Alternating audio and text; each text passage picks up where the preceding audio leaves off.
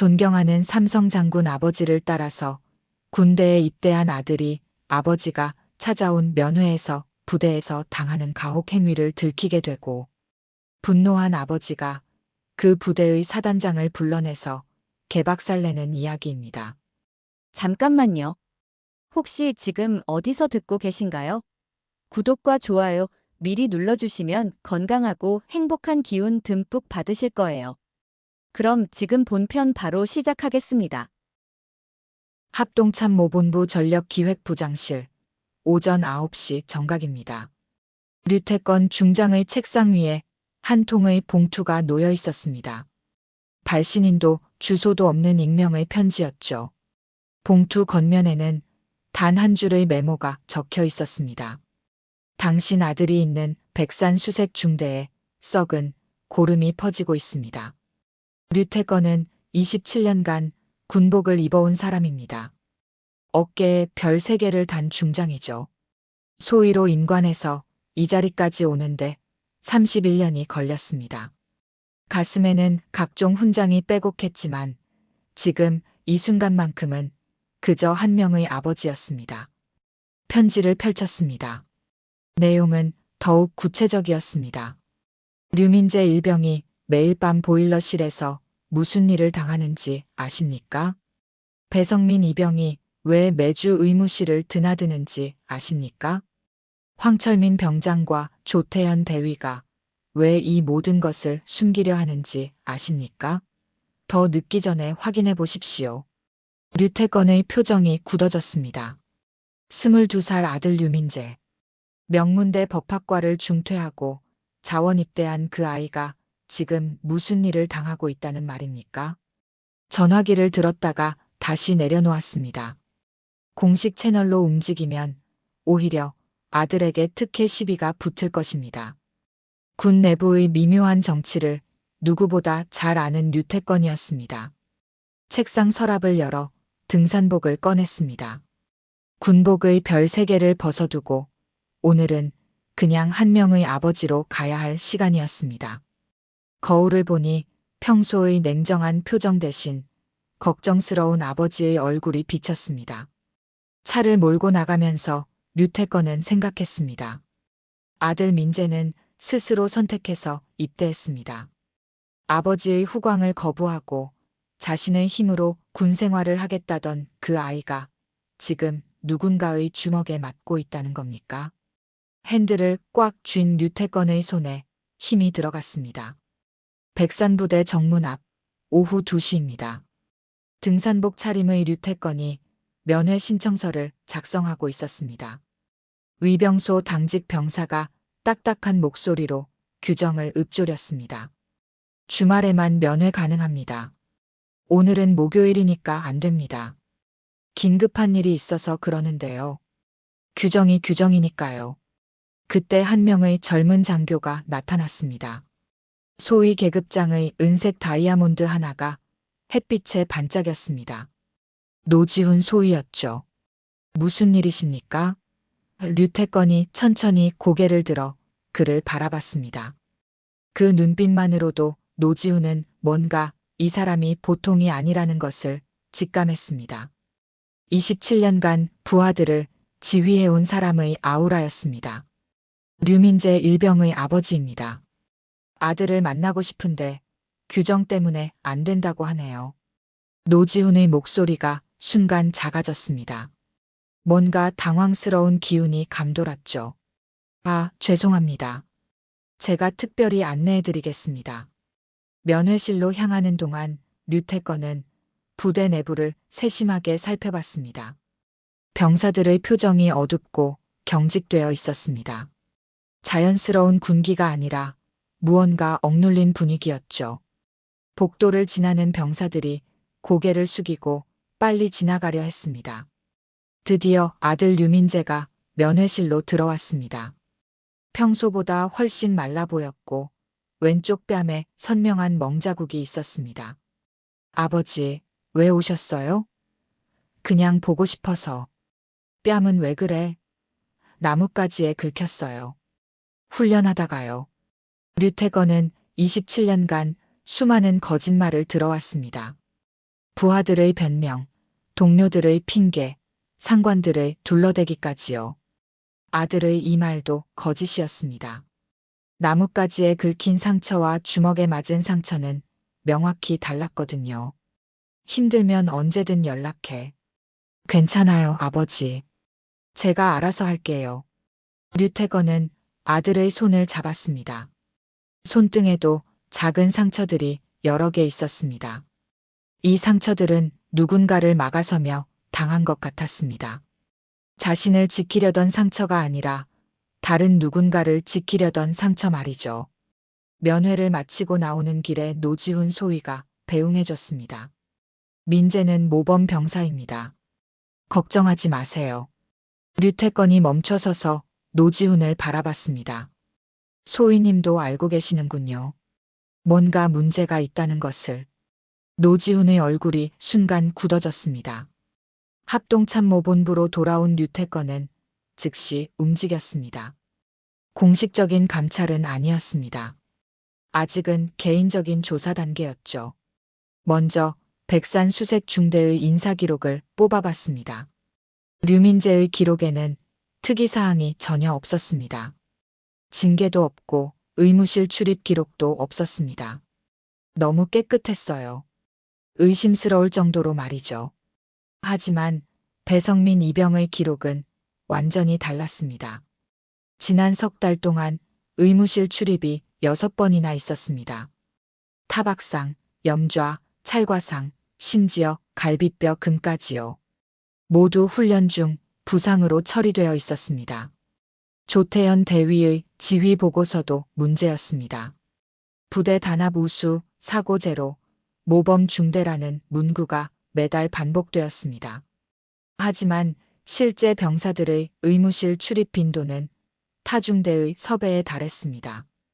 더 자세히 들여다보니 이상한 패턴이 보였습니다. 의무실 출입이 주로 월요일과 화요일에 집중되어 있었습니다. 주말 동안 무슨 일이 있었다는 뜻이었죠. 류태건은 헌병대장을 불렀습니다. 최 대령, 개인적으로 부탁할 일이 있네. 말씀하십시오, 장군님. 백산 수색 중대, 비공식 모니터링 좀 해줘. 아주 조용히 말이야. 무슨 일이 있습니까? 아직은 확실하지 않아.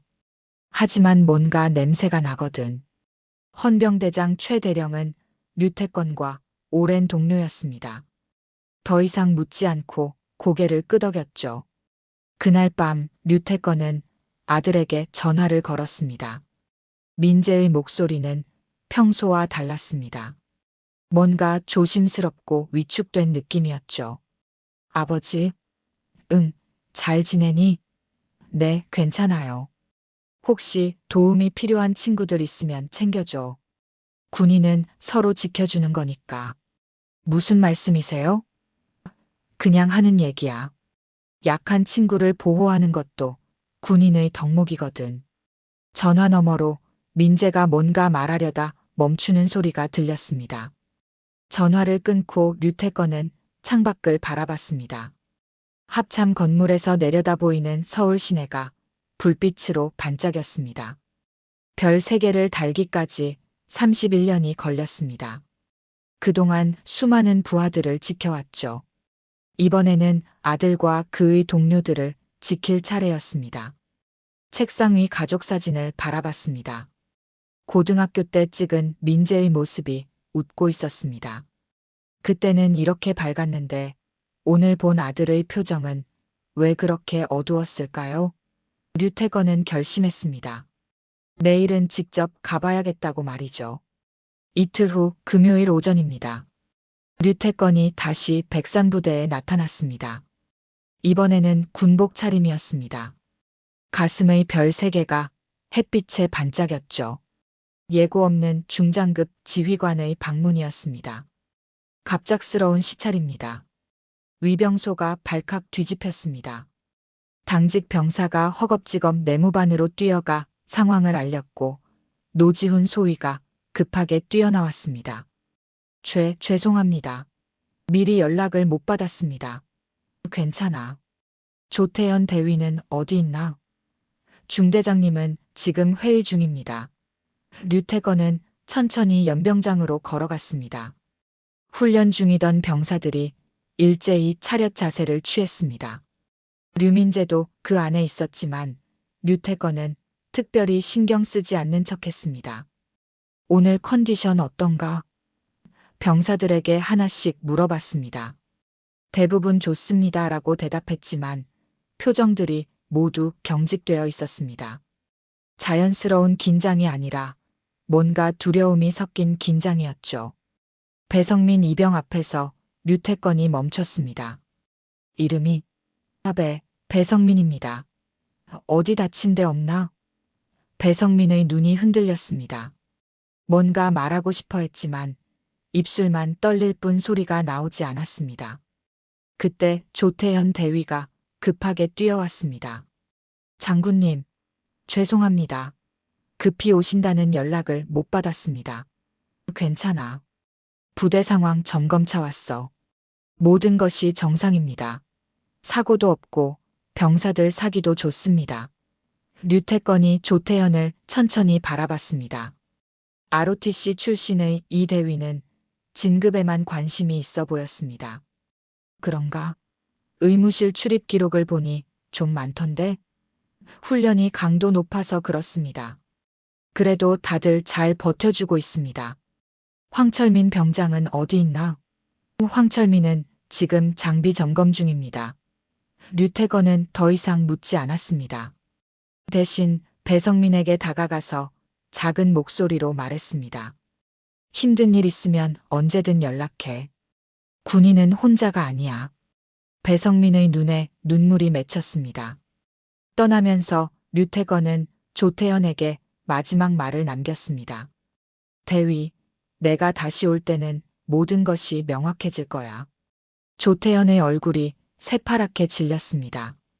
노지훈 소위도 불안한 표정으로 류태건을 바라봤습니다. 뭔가 큰일이 일어날 것 같은 예감이 부대 전체를 감쌌습니다. 류태건이 떠난 후 부대는 초긴장 상태가 되었습니다. 조태현 대위는 황철민 병장을 급히 불렀습니다. 야, 황철민. 너 뭔 짓 한 거야? 아무것도 안 했는데요? 그럼 중장이 왜 여기까지 와서 배성민 이름을 묻고 가냐? 모르겠는데요. 앞으로 조용히 해. 알겠어? 알겠습니다. 하지만 황철민은 조용히 할 생각이 없었습니다. 오히려 더 대담해졌죠. 권력에 대한 본능적인 반발이었습니다. 그날 밤 11시, 황철민이 배성민을 보일러실로 끌고 갔습니다.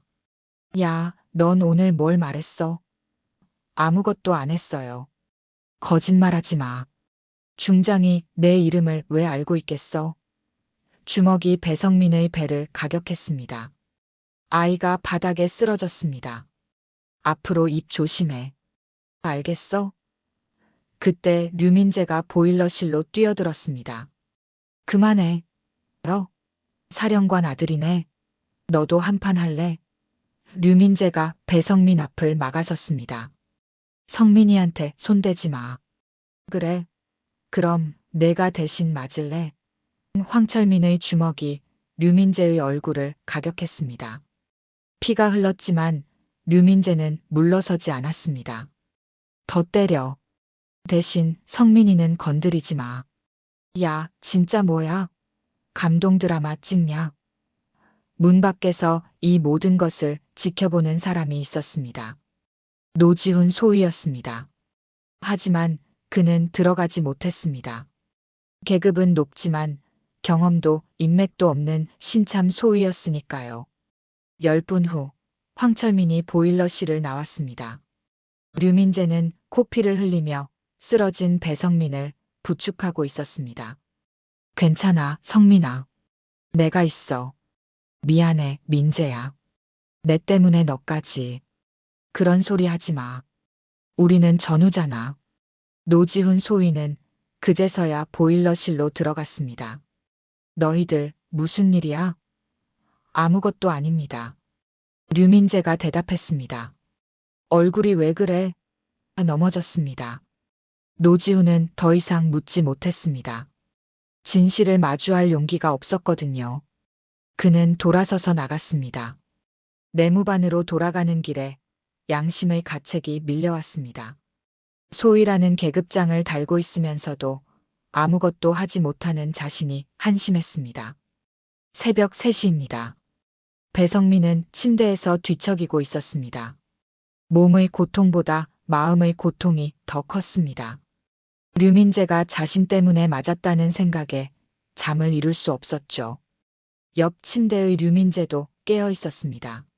성민아, 앉아. 잠이 안 와. 괜찮아질 거야. 민재야, 미안해.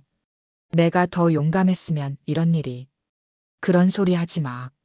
용기는 타고나는 게 아니야. 필요할 때 내는 거야. 배성민이 침대에서 일어났습니다. 그리고 조용히 전화기가 있는 곳으로 걸어갔습니다. 손이 떨렸습니다. 하지만 류민재의 상처투성이 얼굴이 떠올랐습니다. 더 이상 가만히 있을 수 없었습니다. 전화를 걸었습니다. 류태권 중장의 핸드폰으로 말이죠. 여보세요? 여자. 장군님, 저 배성민입니다. 성민아, 무슨 일이야? 도현 일병이 아니, 류민재 일병이 저 때문에 많이 다쳤어요. 사람이 죽을지도 몰라요. 류태권의 목소리가 달라졌습니다. 지금 어디야? 부대 아닙니다. 괜찮아. 더 이상 참지 마. 내가 모든 걸 해결할게. 정말요? 약속해. 용기 내줘서 고마워, 성민아. 전화를 끊고 류태권은 즉시 행동에 나섰습니다. 합동참모본부 당직실에 전화를 걸었습니다. 나야, 류태권이다. 지금 즉시 백산수색중대 봉쇄 지시 내려. 헌병대 출동시켜. 장군님, 무슨 일입니까? 지금부터 사냥을 시작한다. 류태권의 목소리에는 분노가 섞여 있었습니다. 27년 군복을 입으면서 이렇게 화가 난 적은 없었습니다. 헌병대장에게도 직접 전화했습니다. 최대령, 지금 즉시 백산부대로 가. 황철민 병장과 조태현 대위 체포 준비해. 무슨 혐의입니까? 폭행, 가혹행위, 사건 은폐. 증거는 내가 직접 확보했어. 알겠습니다. 류태권은 군복을 입으며 생각했습니다. 아버지로서의 분노와 군인으로서의 의무가 하나로 합쳐지는 순간이었습니다. 이제 더 이상 참을 수 없었습니다. 배성민이 보여준 용기에 보답할 때였습니다. 차를 몰고 백산부대로 향하면서 류태권은 다짐했습니다. 오늘 모든 것을 끝내겠다고 말이죠. 새벽 5시입니다. 헌병대 차량 3대가 백산부대로 향했습니다.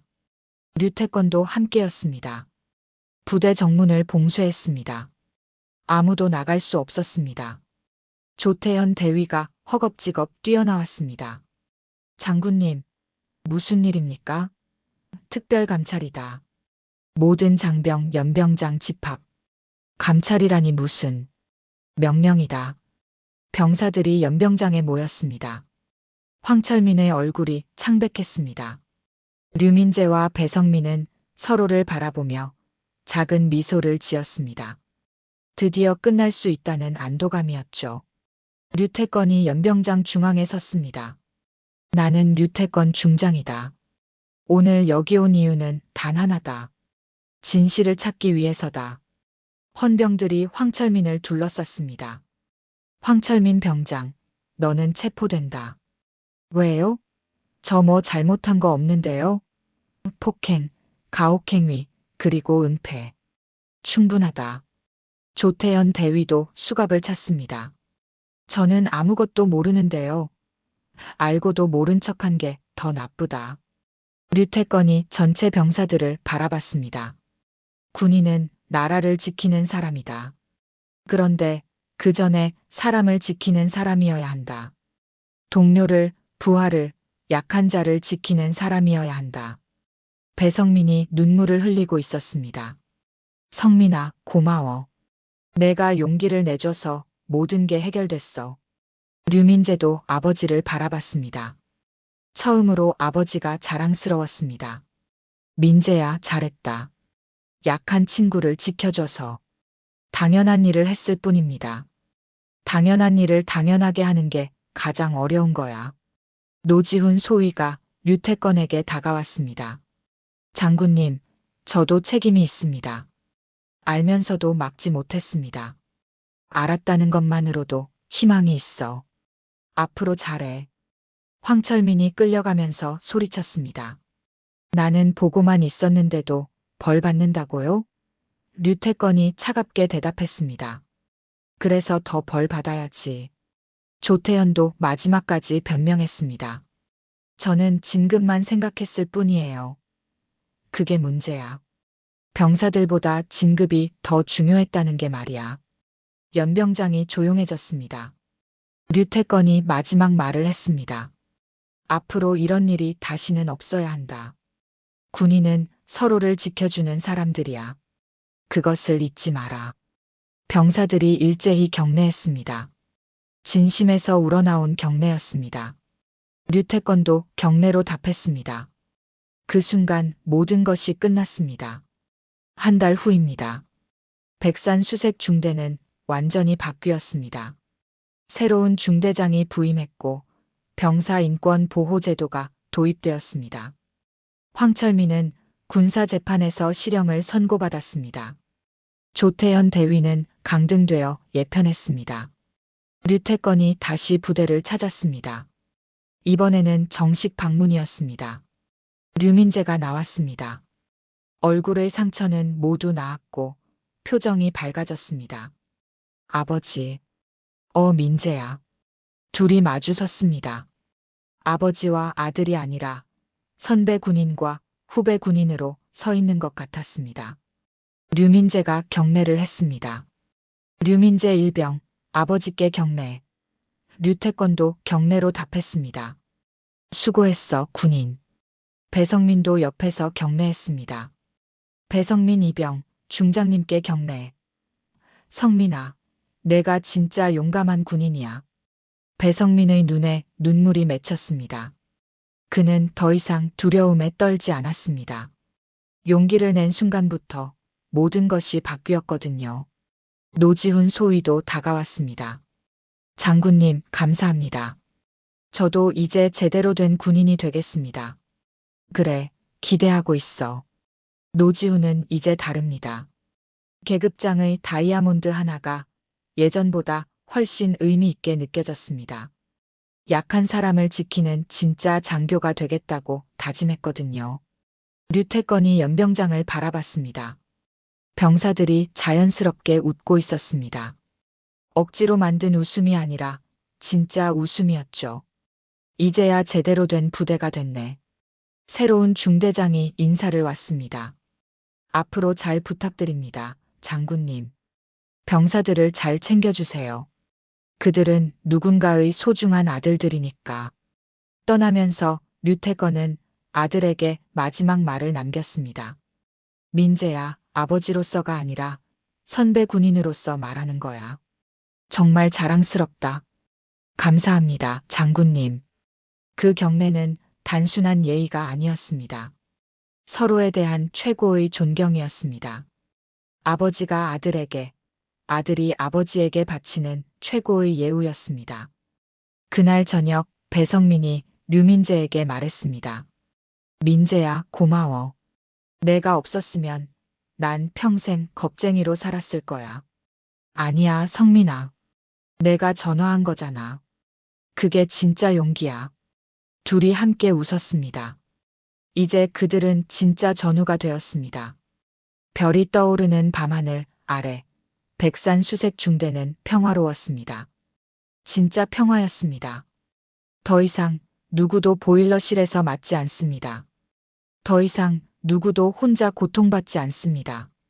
류태권 중장이 지켜낸 것은 단순히 아들만이 아니었습니다. 모든 병사들의 존엄성이었습니다. 그리고 군인이라는 이름의 진정한 의미였습니다. 그 경례는 새로운 시작을 알리는 신호였습니다. 계급장의 별 3개와 다이아몬드 하나가 만나는 순간 진짜 군인의 모습이 완성되었습니다.